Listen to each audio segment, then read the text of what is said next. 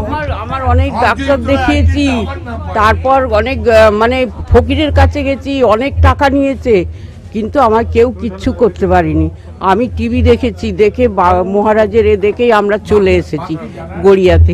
এসে তারপর বলল যে না, তোমার কিচ্ছু হবে না, তোমার কোনো ভয় নেই, তুমি হাসপাতালেও ভর্তি হবে না, আর তুমি পড়বে না।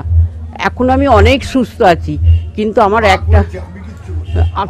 আমি একটা কি হচ্ছে, আমার একটু হাঁটতে গেলে না বুকের মধ্যে একটু যন্ত্রণাটা হচ্ছে, আর এই গলার এইখানটা না মনে হচ্ছে যেন শ্বাস আটকে যাচ্ছে, আর বসলে উঠতে পারছি না। এই তিনটে জিনিস আমার হচ্ছে।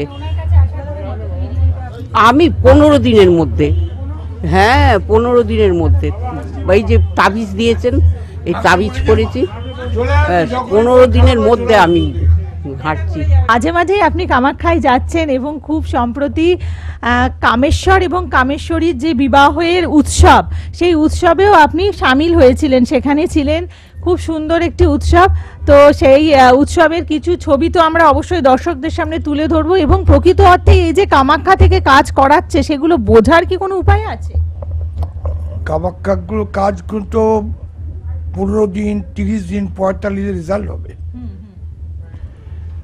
এই কামাখ্যার কাছে 3 দিনে 7 দিনে রেজাল্ট কিচ্ছু পাওয়া যাবে না, আস্তে আস্তে মিরাকেল হবে।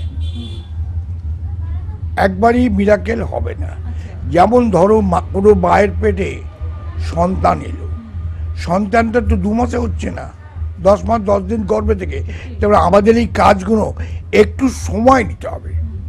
মিরাকেল কিছু আমি আমার কাছে এলে তখনই বলি আপনি চলে যান, আপনি চলে যান, আমার পক্ষে সম্ভব নয়।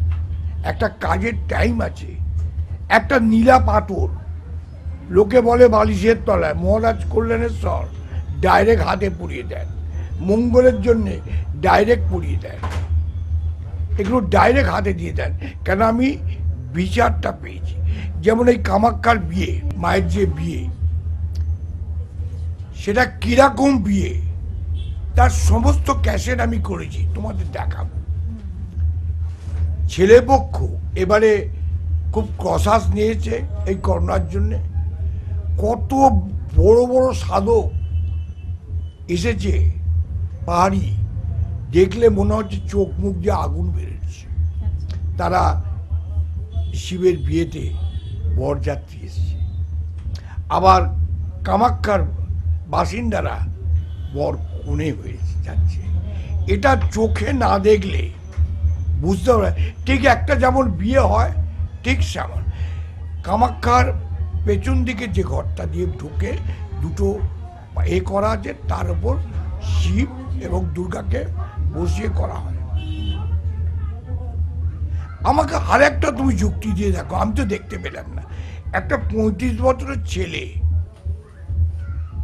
সে কি কামাখ্যায় আজকের 70-71 বছর বয়স, 20-22 বছর থেকে আমি কাজ করছি, আর 70-72-71 কাছাকাছি বয়স।